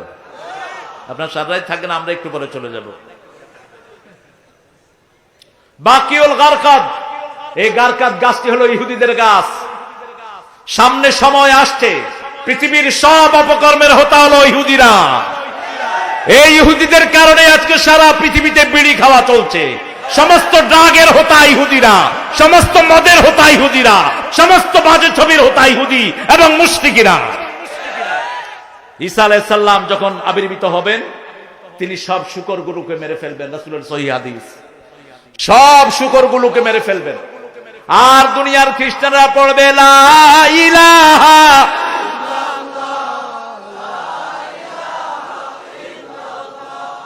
লা ইলাহা ইল্লাল্লাহু। গাছের নিচে পলাতে থাকবে ইহুদিরা। গাছ বলে দিবে, আমার পিছনে ইহুদি আছে, তাকে হত্যা করো। ইল্লা শাজারাতুল গারকাদ ফাইন্নাহু শাজারাতুল ইয়াহুদ। কিন্তু গারকাদ ছাড়া মসজিদে নববীর পিছনে এই গাছগুলো ছিল। রাসূল সাল্লাল্লাহু আলাইহি ওয়াসাল্লাম বলেন, এগুলো কাটো, এগুলো এখানে তোমাদের মুর্দাদেরকে দাফন করো। যারা গারকাদে মারা যাবে তাদেরকে আল্লাহ মাফ করে দিবেন। আল্লাহু আকবার। জুমার দিন যারা মারা যায় তাদের কবরের আযাব হয় না। এজন্য আল্লাহর কাছে চাইবেন, আল্লাহ যেন জুমার দিন আপনাকে নিয়ে যায়, যেন সেজদা অবস্থায় নিয়ে যান। তাহিয়ুনা কামা তামুতুন, বুখারীর বর্ণনা। যে অবস্থায় মারা যাবেন সে অবস্থা আল্লাহ তুলবেন। যদি গান শুনতে শুনতে মারা যান, গান শুনতে শুনতে উঠবেন। কানের ভিতরে গান দিয়ে এরকম এরকম করে, আছে না নাই? সে কিশোরগঞ্জের ছেলেরা করে না এটা? কি তাল উঠে, হা হা, নাউজুবিল্লাহ কইবেন না? আপনারা যখন এগুলো শুনেন তখন পাশ্চাত্য পৃথিবীর যুবক ছেলেরা দলে দলে কালেমা পড়ে মুসলমান হচ্ছে। নিউ ইয়র্কের এক মসজিদে দেখি একটা সাদা চামড়ার ছেলে কানের ভিতরে হেডফোন দিয়ে বসে বসে কাঁদছে। আমি তার পাশে গিয়ে বসলাম। শেয়ার ইট, আমাকে একটু দাও। প্রথম শুনে নেই। আমি আসসালামু আলাইকুম, can I have a look what you been listening to? তুমি কি শুনছো আমি কি একটু দেখতে পারি? আমাকে দিল। আমি দেখি যে ও সূরা ওয়াকিয়া শুনছে, বসে বসে কাঁদছে। আমি বললাম কবে মুসলমান হয়েছ? বলছে 2 সপ্তাহ। তুমি যে কোরআন শুনো বুঝো নাকি? কয় বুঝি না, কিন্তু কলিজায় ধাক্কা দেয়। আমার অজান্তে আমার চোখ বেয়ে বেয়ে পানি পড়ে। রাসূল সাল্লাল্লাহু আলাইহি ওয়াসাল্লামের কণ্ঠে যখন সাহাবায়ে কেরাম কোরআন শুনতেন, দরদর করে নামাজের ভিতরে কাঁদতেন। আল্লাহর হাবিব সাল্লাল্লাহু আলাইহি ওয়াসাল্লাম সহ সাহাবায়ে কেরাম নামাজের ভিতরে কাঁদতেন বেশি, আমরা বাহিরে কাঁদি বেশি। রাসূল সাল্লাল্লাহু আলাইহি ওয়াসাল্লাম যখন সেজদায় যেতেন, সাহাবায়ে কেরাম বলতেন পানি যেমন উতরায়, রাসূলের সেজদা থেকে এরকম কান্নার আওয়াজ বেরোতে থাকতো। প্রতি নামাজেই প্রায় তিনি কাঁদতেন। আল্লাহ আমাদেরকে কাঁদার তৌফিক দান করে। দুনিয়ার জীবনটা শুধু কান্নারই জীবন। ফালিয়াদহাকু কালিলান ওয়া ইয়াবকু কাসীরা। আল্লাহ বলছেন সূরা তওবার ভিতরে, তোমরা কম হাসো বেশি কাঁদো, কম হাসো বেশি কাঁদো। সামনের দিনগুলো যা আসছে, যে কোনো সময় জীবন চলে যেতে পারে। এজন্য মৃত্যুর জন্য তৈরি হতে হবে। 5 ওয়াক্ত নামাজ যেন মিস না হয়। এই 5 ওয়াক্ত নামাজের হিসাব কিয়ামতের দিন প্রথম হবে। হিসাব দিবে, হিসাবের মধ্যে প্রথম নামাজের হিসাব। আর বিচার শুরু হবে রক্তমূল্যের। যতগুলো হত্যা হয়েছে এগুলোর বিচার প্রথম শুরু হবে। কেন রক্ত প্রবাহিত হলো? রাসূল সাল্লাল্লাহু আলাইহি ওয়াসাল্লাম বলছেন এমন একটা সময় আসবে, হত্যাকারী জানে না কেন হত্যা করছে, যাকে হত্যা করছে সেও জানে না সে কেন হত্যা হলো। এমন একটা সময় আসবে যখন ছেলের হাতে বাপ হত্যা হবে, তখন তোমরা বুঝবা কিয়ামতের আর বাকি নেই। খবরদার, বাপ মাকে কৈফিয়ত চাও ইসলামে জায়েজ নাই, হিসাব চাও জায়েজ নাই। কারণ বাপ মা তো আপনাকে পালানোর সময় হিসাব করে টাকা দেয়নি। আপনি কেন হিসাব চাইবেন? বাপ না একটা নাজুক জায়গা। বাপ যদি সন্তানকে হত্যা করে, হত্যার বিচার কেসাস হয় না ইসলামে, হত্যার বিচার কেসাস নাই। কিন্তু অন্য যে কেউ হত্যা করলে আফিল কিসাসে হায়াতুন ইয়া উলিল আলবাব লাআল্লাকুম তাত্তাকুন, জানের বদলা জান নেয়ার ভিতরে তোমাদের জন্য জান আছে। যদি তোমরা জ্ঞানী হয় বুঝবা, তাহলে তোমাদের তাকওয়া আমি বাড়িয়ে দেব। আল্লাহ জাল্লা শানহু বলছেন, কবরের জীবনের কথা কোরআনের 8 জায়গায় আল্লাহ বর্ণনা করেছেন। কোন মানুষ জানে না কবরে কি হয়। রাসূল সাল্লাল্লাহু আলাইহি ওয়াসাল্লাম নিজেও জানতেন না কবরের ভিতরে কিছু। ওমা আনতা বিমুসমাইন মান ফিল কুবুর, কবরের ভিতরে কি হয় ও নবী আপনি জানেন না। শুধু রাসূলকে কিছু স্পেশাল জায়গাতে আল্লাহ জানিয়েছেন। যেমন বুখারীর বর্ণনা, তিনি খচ্চরের পেটে উঠে যাচ্ছেন, হঠাৎ করে একটা কবরের উপরে উঠলেন, খচ্চরটি ওনাকে ফেলে দেওয়ার উপক্রম হলো। তিনি নামলেন। নামার পরে জিবরাইল আমিন আলাইহিস সালাম এসে বললেন, কবরে 2 জন ব্যক্তির কবর, বড় কোনো অপরাধ তাদের ছিল না, পেশাব থেকে এরা নিজেকে রক্ষা করত না, পেশাবখানায় বসতো, কিন্তু পেশাব নিষ্কাশন হওয়ার আগেই তারা উঠে যেত। বসে থাকবেন, দাঁড়ালে পেশাব ঠরে যায়, নিষ্কাশিত হয় না। মেডিকেল সায়েন্স আল্লাহ এমন ভাবে এটা বানিয়েছেন, আপনি বসে থাকলে এটা নিষ্কাশন হয় ভালো। পেশাবখানায় বসে কাশি দেওয়া নিষেধ। আপনি জানান দিবেন না অমুক জায়গায় যাচ্ছেন। রাসূল সবসময় এটা গোপনে সারতেন, একদম গোপনে করতেন এই কাজটি।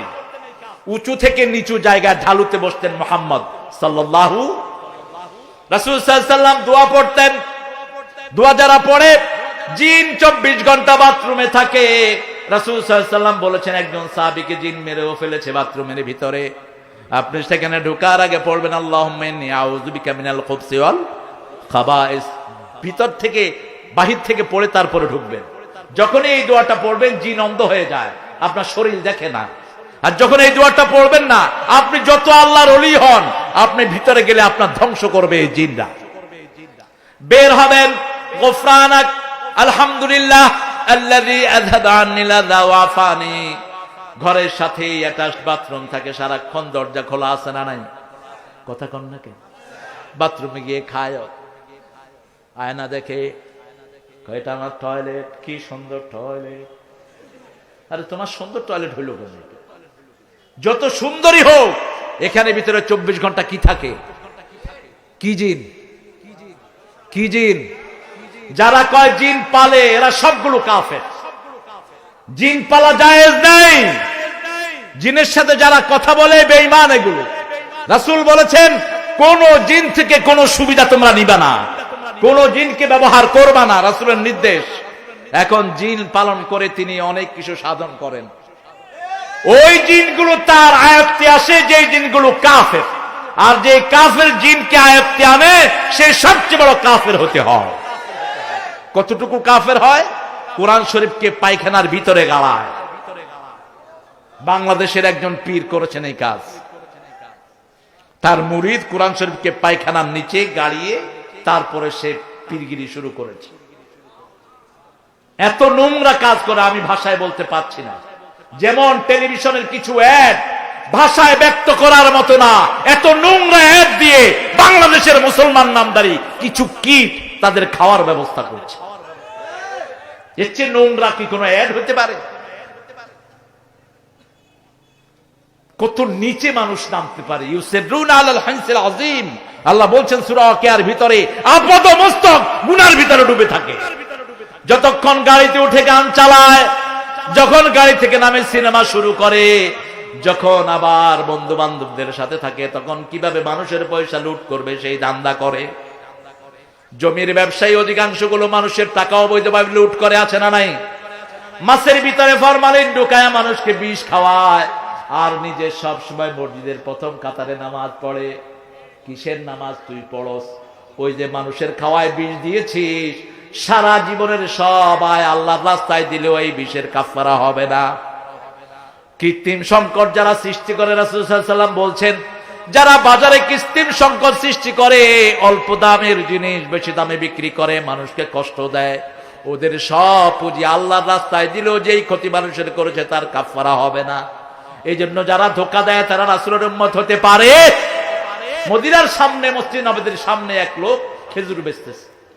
রাসূল সাল্লাল্লাহু আলাইহি ওয়াসাল্লাম খেজুরের ভিতরে হাত ঢুকায় দিলেন, দেখলেন নিচে ভিজা। নিচে কি?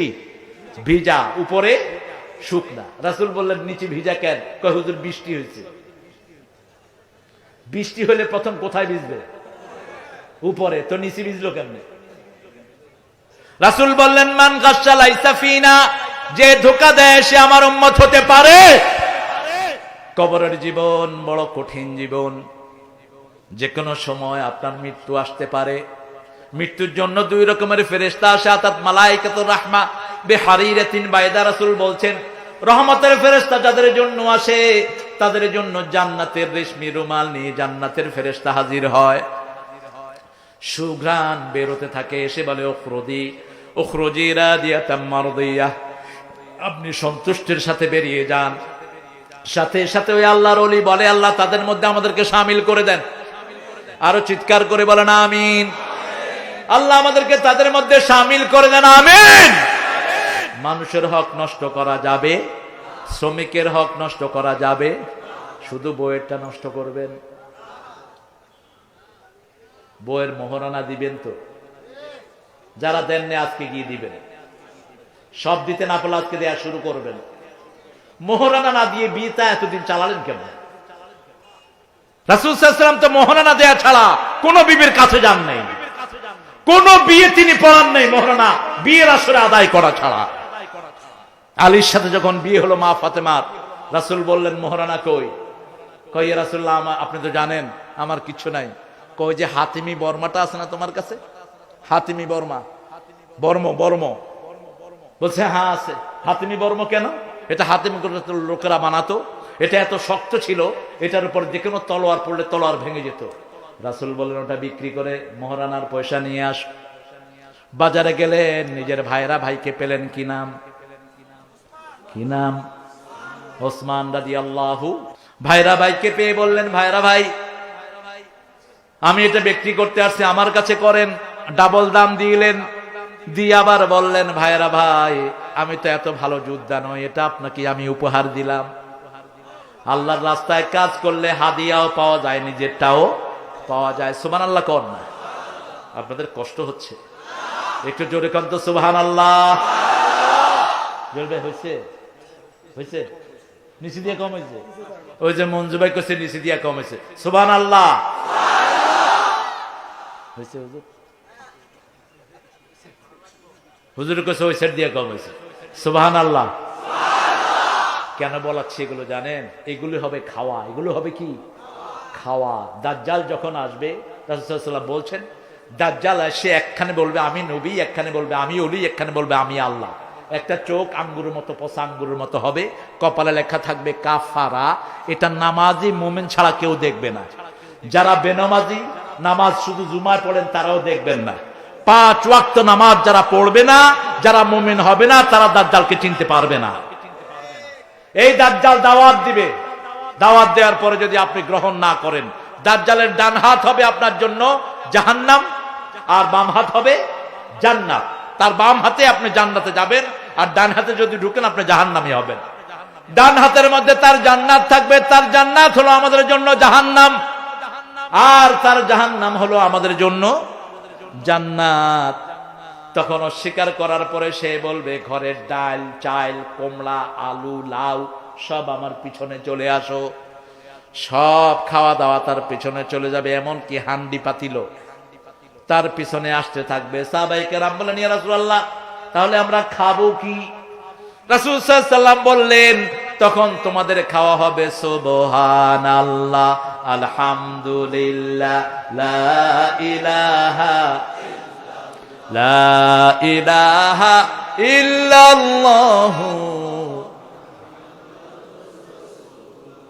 সাল্লাল্লাহু যখনই সুবহানাল্লাহ পড়বেন আপনার পেট ভারী হয়ে যাবে যখনই আলহামদুলিল্লাহ পড়বেন আপনার ক্ষুধা শেষ হয়ে যাবে অচিরেই হবে আল্লাহ আমাদেরকে হেফাজত করুন আরো চিৎকার করে বলেন আমিন মৃত্যু যে কোনো সময় আসতে পারে এজন্য মৃত্যুর জন্য প্রস্তুতি থাকতে হবে মৃত্যুর দোয়া আল্লাহ শিখিয়েছেন রাসূল সাল্লাল্লাহু আলাইহি ওয়াসাল্লাম ওই আয়াতটা পড়তেন আর কাঁদতেন রব্বানা পড়েন রব্বানা ইন্নানা সামি'না মুনাদিয়ান ইউনাদি লিল ঈমানি আন আমিনু বিরাব্বিকুম ফাআমান্না ربنا فاغفر لنا ذنوبنا وكفر عنا سيئاتنا وتوفنا مع الأبرار মাফ করে দাও এই পাপীরে হে দয়াময় মেহেরবান অনুতাপের অশ্রু আমার কবুল করো মহিয়ান মাফ করে দাও এই পাপীরে বলেন আমিন আরো জোরে আমিন আল্লাহ শিখিয়ে দিচ্ছেন তোমরা বলো রব্বানা আয় আমাদের রব ইন্নানা সামি'না আমরা শুনলাম একজন আহ্বানকারী আমাদেরকে ডেকেছেন আমরা পড়েছি লা ইলাহা ইল্লাল্লাহু মুহাম্মাদুর রাসূলুল্লাহ সাল্লাল্লাহু এই আহ্বানের কারণে আমাদেরকে মাফ করে দেন আমাদের আমলনামা থেকে গুনাহগুলো মুছে দেন আর যেই দিন আমাদের শেষ সময় চলে আসবে নেককারদের সাথে আমাদেরকে মৃত্যু দান করে দিয়ে নেককারদের সাথে থাকবেন 24 ঘন্টা পাশে ডান পাশে কালেমাওয়ালা বাম পাশে পিছনে সামনে সব যেন নামাজি হয় কোন বেনামাজির পাল্লায় যেন কখনো না পড়ে কষ্ট হচ্ছে কষ্ট হচ্ছে আপনাদের না আমার মাহফিলে ওঠে না এরা বোধহয় অনেক দূর থেকে আসছে দূরের যাত্রী আরে কষ্ট হয়ে গেল আপনাদের কবরের জীবন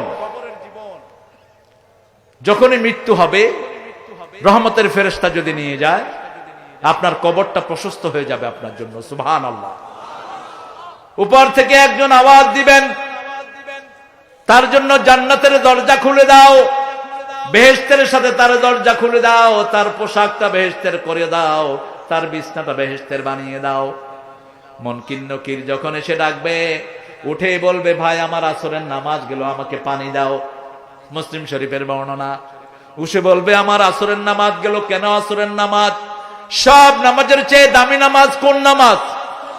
কোন নামাজ তরক করলে আমল নষ্ট হয়ে যায়? আসরের নামাজ ইচ্ছা করে ছেড়ে দিবেন, সারা জীবনের আমল বরবাদ। আর যদি মনের খেয়ালে চলে যায়, ওই দিনের আমল শেষ হয়ে যাবে।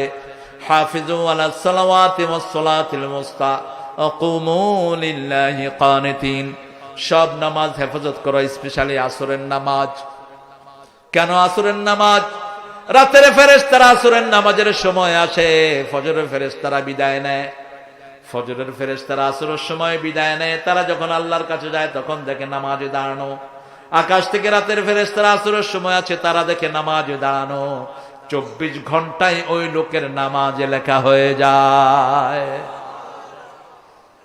আল্লাহ আমাদেরকে 5 ওয়াক্ত নামাজ পড়ার তৌফিক দান করেন। পড়বেন তো? হাত তুলে দেখান কারা কারা পড়বেন। বলেন, হে আল্লাহ, হে আল্লাহ, আপনার নামে কসম করছি জীবনে আর কোনোদিন ফরজ নমাজ, ফরজ রোজা, ফরজ পর্দা, ফরজ কোরআন মানা ছেড়ে দেব না।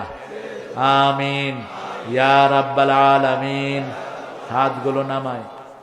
ওই স্বামী সৌভাগ্যবান যে স্বামীর মৃত্যু হয় স্ত্রীর হাতে।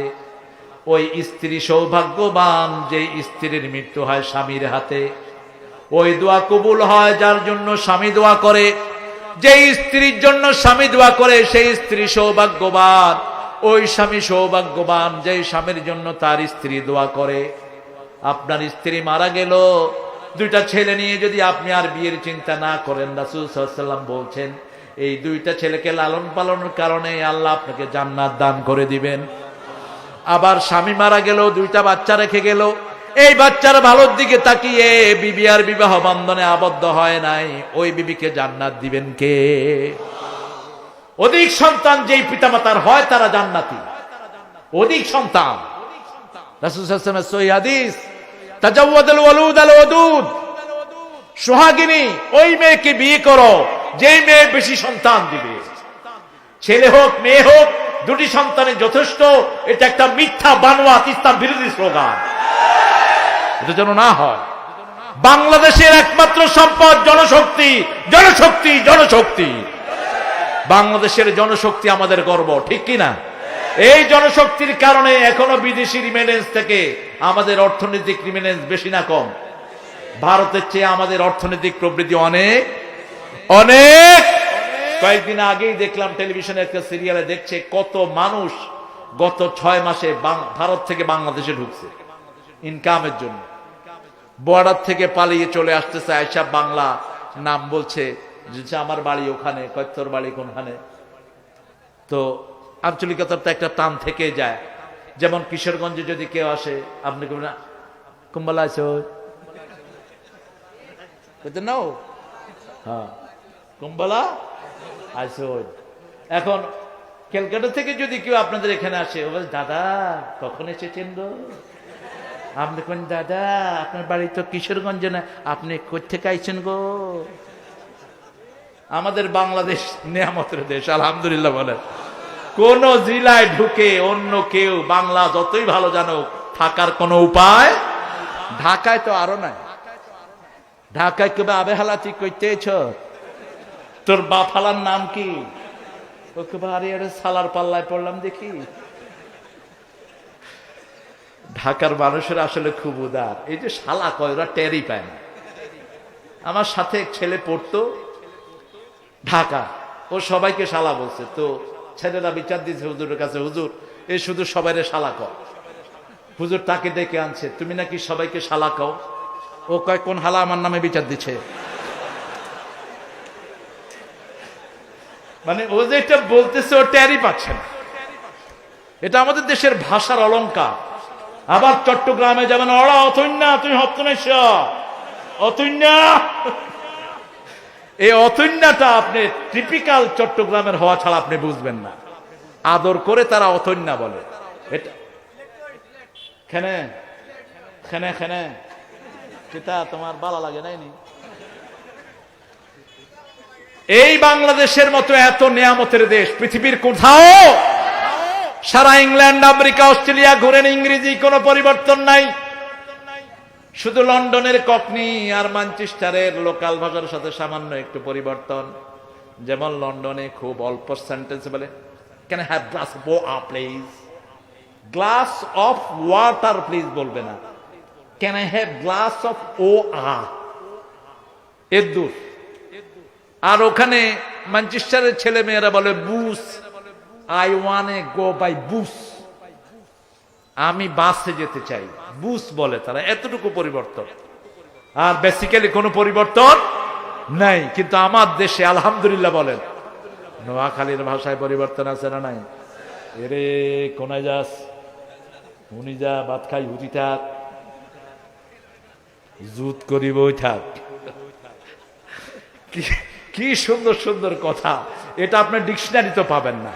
নরসিংদী যান, বুঝতে মারা কিনতে বুঝস নি বাসির বুক। আরে কি রে বুঝতে মারা কি জিনিস? এই বুঝতে মারা এই চালাক সব থেকে ওদিকে ছাড়া আর এদিকে আসে না। এত বৈচিত্র্য আমার দেশ, আলহামদুলিল্লাহ বলেন।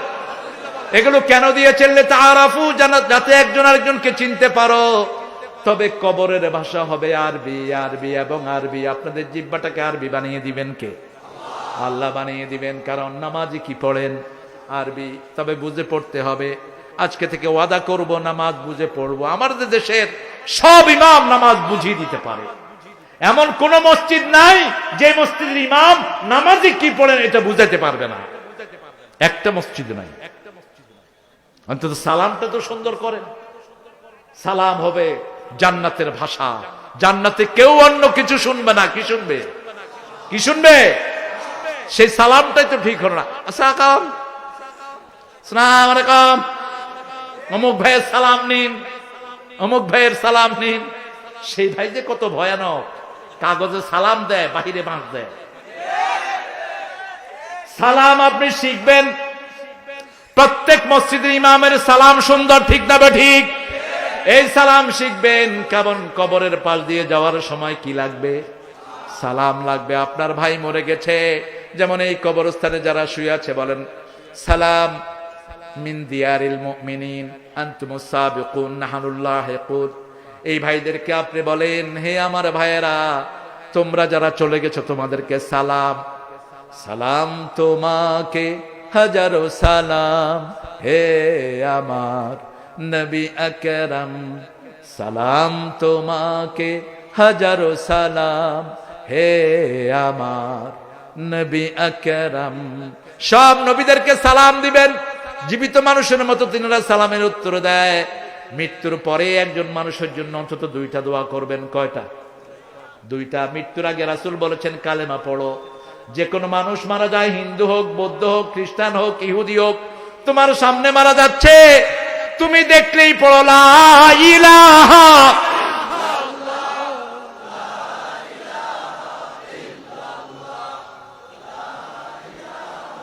লা ইলাহা ইল্লাল্লাহু। এত জেনারেসিটি ইসলাম ছাড়া কারো কাছে নেই, এত উদারতা কারো কাছে নাই। আমার নবী সবচেয়ে বেশি দোয়া করেছেন সারা দুনিয়ার মানুষের জন্য। সব নবীদের একটা দোয়া, সব নবীরা একটা দোয়া করেছেন।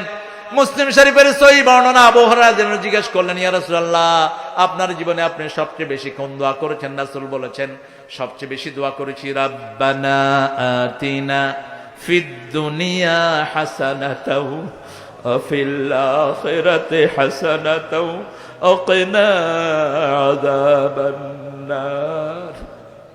কত সুন্দর দোয়া, শুধুমাত্র মুসলমানের জন্য নয়। রব্বানা, আমাদের রব, আতিনা, আমাদের সবাইকে দেন। হিন্দু, বৌদ্ধ, খ্রিস্টান যত মানুষ আছে সবাইকে দুনিয়ার জীবন সুন্দর করে দেন, আখিরাতের জীবন সুন্দর করে দেন, সবাইকে জাহান্নামের কঠিন আগুন থেকে বাঁচিয়ে দেন। আবার মরা লাশকে নিয়েও আমরা শুধু আমাদের জন্য একটা অক্ষর দোয়া করি, বাকি দোয়া সব মানুষের জন্য। আল্লাহুম্মা গফিরলি, হে আল্লাহ আমাকে মাফ করে দেন। হাইয়িনা, সমস্ত জীবিতদেরকে মাফ করে দেন। অমাইয়িতিনা, সমস্ত মৃতদেরকে মাফ করে দেন। ও সাগীরিনা ও কাবীরিনা ও যাকারিনা ও উনসানা ও শাহিদিনা ও গায়বিনা, ছোট বড়, উপস্থিত অনুপস্থিত, পুরুষ মহিলা সবাইকে মাফ করে দেন। হে আল্লাহ, আমাদের মধ্যে যাদেরকে বাঁচিয়ে রাখবেন ইসলামের উপরে বাঁচিয়ে রাখেন, আর যাদেরকে নিয়ে যাবেন তাদের মুখে জারি করে দিয়েন লা ইলাহা।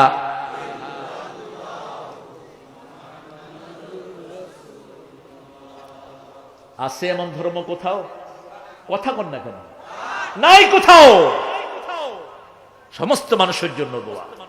গেলেন কবরে, মুনকির নাকির এসে যখনই উঠাবেন, কখন উঠাবেন? রাসূল বলছেন, মুসলিম শরীফের বর্ণনা, সেরা কানা আলী, আপনার জুতার আওয়াজ যখন শোনা যাবে তখনই ফেরেশতা আপনাকে বসাবে। মানুষ আপনাকে রেখে গেল, আপনাকে বসাবে। বসানোর পরেই জিজ্ঞেস করবে মার রব্বুক, তোমার রবকে? আপনি কি বলবেন? আলহামদুলিল্লাহি রাব্বিল আলামিন। আল্লাহ আমার রব, যিনি দিলেন সব, তিনি হলেন রব। বাচ্চাকে কি শিখাচ্ছেন? কয় হুজুর জানেন, আমার পোলাহালারে ইংরেজি স্কুলে দিচ্ছি। পোলাহালা এরকম ইংরেজি কয়, আমি হালা কিচ্ছু বুঝি না। আমারে কয় কি ড্যাড না ফ্যাট? তা আমারে যা কয় কর মারে, তো এখন আর মা কয় না, মামি কয়। তা আমি কইলাম তোর মারে মামি কইলে মামার বরে কি কইবি? ছেলেকে ইংরেজি শিখান। ইংরেজি একটা ভালো ল্যাঙ্গুয়েজ, কোনো সন্দেহ নেই, কিন্তু আরবির চেয়ে ভালো না। আরবি সব ভাষার মা।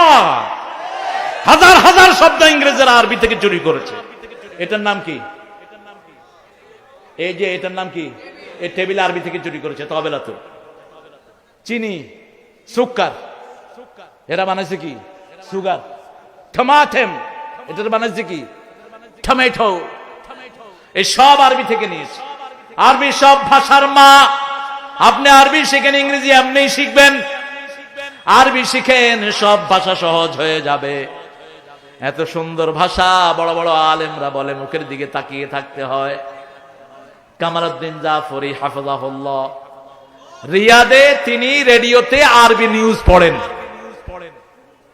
আরবরা বলে আপনি আরবি শিখলেন কোত্থেকে এত সুন্দর? মক্কা ইউনিভার্সিটিতে মাত্র 999 পেয়ে ফার্স্ট হয়েছেন তিনি। বাঙালি মানুষ যেমন বাংলা, তেমন ইংরেজি, তেমন আরবি। আরবি শিখলেই সব ভাষা খুলে যায়। বাচ্চাকে ফুরকানিয়ায় আরবি শিখাও, ফুরকানিয়া দাও, ইজ্জতের চিন্তা করো না।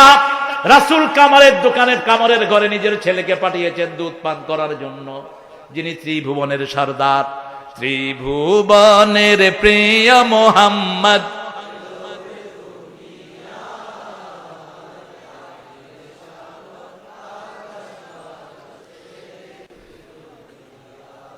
আলহামদুলিল্লাহ, কি নবী পেয়েছে, নবীর রহমান। তিনি লেবারের সাথে বসতেন, তিনি চামারের সাথে বসতেন, তিনি চাকরের সাথে বসতেন, তিনি মাটিতে ঘুমিয়েছেন, চাটাইতে ঘুমিয়েছেন, চকিতে ঘুমিয়েছেন, বিছনা চাদরে ঘুমিয়েছেন, সবার সাথে বসে খাদ্য গ্রহণ করেছেন রাহমাতাল লিল। পয়সা হয়েছে দুইটা, ছেলেকে ইংরেজি স্কুল ছাড়া দিতে পারো না। 1 লক্ষ টাকা ভর্তি ফি কেন নেয়? গলায় পাড়া দিয়ে টাকা আদায় করা দরকার এ সমস্ত চোরা স্কুলগুলো। ভারতের মমতাকে ধন্যবাদ দেই। মমতা যতগুলো স্কুলের টাকা বেশি নেয় সবাইকে ডাকাইছে। ডাকায় বলছে আপনার ভর্তি ফি কত নেন? কয় 10,000। টাকা কি চিবিয়ে খা? আর আমাদের দেশে মাশাআল্লাহ স্কুলের নাম কি? ম্যাপল লাইফস, স্কলাস্টিকা, কি পণ্ডিত, এগুলোতে ভর্তি ফি 1,20,000, 40,000। কারা দেয়? কারা দেয়? সরকারের ট্যাক্স যেগুলো মারে তারা দেয়। কেসনের পয়সা যেগুলো খায় এগুলো দেয়। কেন এত টাকা নাও? কেন? কি শিখাও? কোন হাতি গোড়া শিখাও? ছেলে বাপকে এসে বলছে, গুলশানের ছেলে, আমি বসাবো ঘরে। হ্যাঁ ড্যাডি। বাপ আমার সামনে আমি কি করব? তো আমি ভিতর থেকে বললাম, হই ড্যাডি। এখন ছেলে এসে বলছে, hey man, why did you say hi? I say, why did you say hi? Why did you say hi? Come on, tell me. Come in, man. What the hell you been doing, man? Why you saying hi? I'm okay, man. I'm not hi. এখন হুজুরে দিয়ে আমি ইংরেজি করি, ও হিসাব মিলিতে পারতেছে না। আমি গতকালকেই একটা পোস্টে দেখলাম, একজন পুলিশ অফিসার তিনি বলেছেন যে হুজুররা ভিক্ষা টিক্ষা করে খায়। তারপরে আমি খুব বিনয়ের সাথে ওই এসপি সাহেবকে বলবো, আমরা যারা হুজুর আমাদের ব্যাকগ্রাউন্ড তালাশ করবেন। আমি এমপির পোলা, আমার বাপ, আমি যদি খাওয়াই আমার সিটে কেউ এমপি হইতে পারবে না। আমার বাপ দাদা 14 গোষ্ঠী পয়সা আলা, আপনি কেন এইভাবে এজমালি কথা বলবেন? এখন বাংলাদেশের বহু পয়সাওয়ালা ছেলে আল্লাহর কোরআন শিখে আলেম হচ্ছে। এটা ভিক্ষুকদের শিক্ষা না। দুই একজন ভাই উনি বলছেন টেবিল পেতে টাকা উঠায়। কারা উঠায়? মসজিদের জন্য টাকা উঠায়, ওরা কমিশন নিয়ে যায়। কি হুজুর নেয় না কমিশন? মাঝে মধ্যে আপনারা বেতন দেন না, চাকরি দেন না, ওরা করবে কি? কইলাম কমিশন কত? কয় মাঝে মধ্যে 60% দেয়, মাঝে মধ্যে 100% পেটে ঢুকায় ভালো। এখন ওটার সাথে তো এজবালি বললে হবে না। আমি তো ঢাকা ভার্সিটিতে পড়েছি সামান্য, অনেক ভার্সিটিতে আল্লাহ আমাকে নিয়েছেন। বলবো না সব বলবে তো আপনার ধারণ ক্ষমতা কম। আপনাদের কত রকমের কিছু করে পোলাপান। আমার এই সপ্তাহ 3টা ইসলামী সং রিলিজ হয়েছে ইউটিউবে, দেখে নিয়েন। ড্রোনে রেকর্ড করা হয়েছে। একটা মানুষ চাইলে 1000 কাজ করতে পারে। আল্লামা শফি হাজার আলেমের, লক্ষ আলেমের উস্তাদ ছিলেন। তার বিরুদ্ধে কেউ কথা বললে আমরা চুপ থাকবো না। আল্লামা চলে গেলেন 2-1 দিন আগে। কি নাম? নূর হোসেন কাসেমি। তিনি আমার জন্য দোয়া করতেন। আমি তার লাশ দেখতে গিয়ে কেঁদেছি, অচরে কেঁদেছি। একজন আলেম চলে যাওয়া একটা পৃথিবীর মৃত্যু হওয়া। পৃথিবী মারা গেলে এত ক্ষতি হয় না, একজন আলেম মরে গেলে যত ক্ষতি হয়। রাসূল বুখারীর বর্ণনায় বলেছেন, ইউকমাদুল ইলমা বিকবদিল উলামা। একজন আলেম উঠে গেলে জ্ঞান উঠে যায়, ওই জায়গা আর কখনো পূরণ হয় না। আল্লামা সিফাতুল্লাহ সাহেব চলে গেলেন, হাফেজ বুখারী ছিলেন তিনি, ওই জায়গা আর পূরণ হবে না কখনো।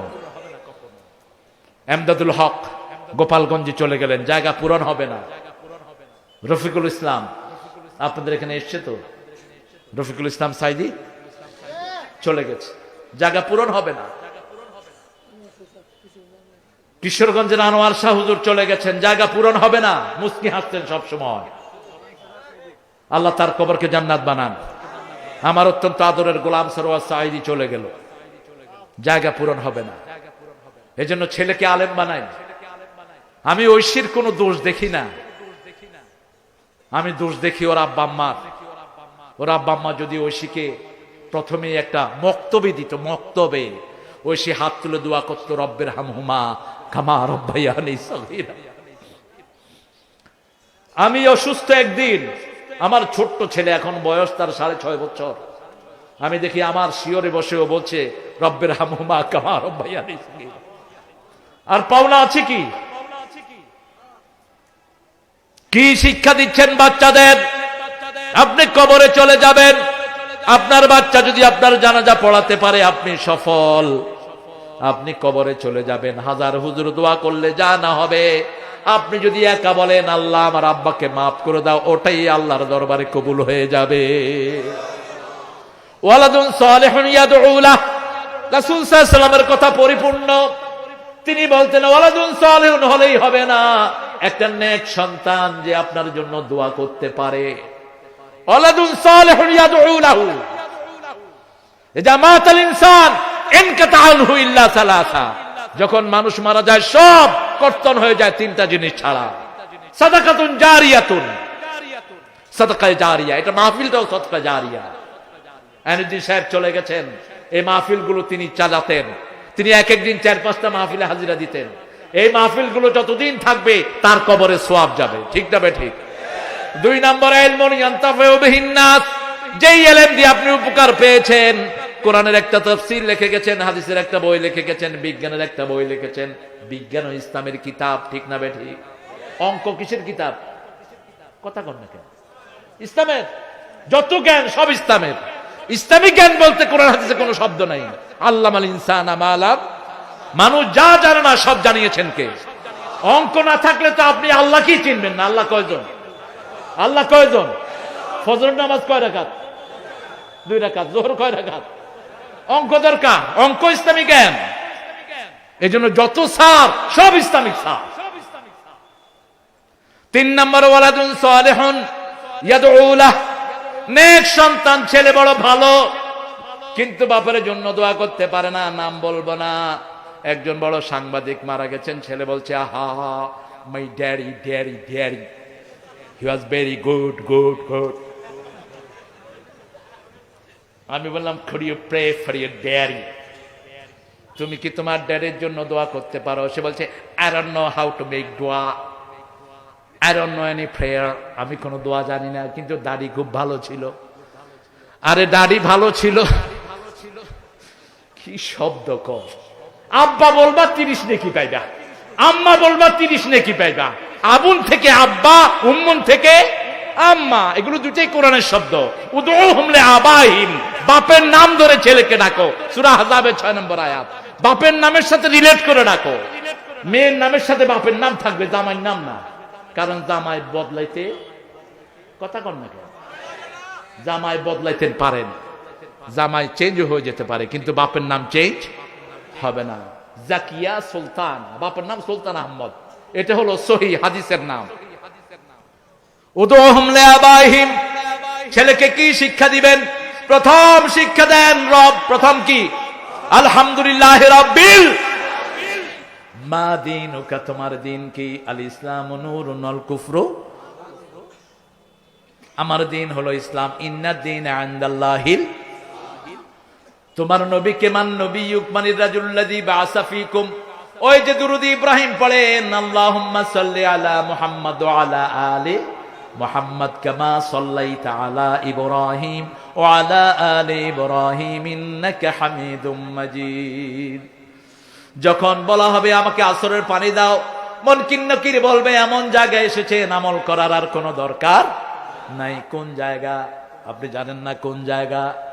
চোখের মধ্যে আল্লাহ এমন ঘুম দিবেন, ফেরেশতারা জান্নাতের বিছনা বিছিয়ে দিয়ে যাবে আর বলবে নুম কানুমিল রোজ, বাসর ঘরে জামাই যেরকম ঘুমায় তুমিও সেরকম ঘুমাও।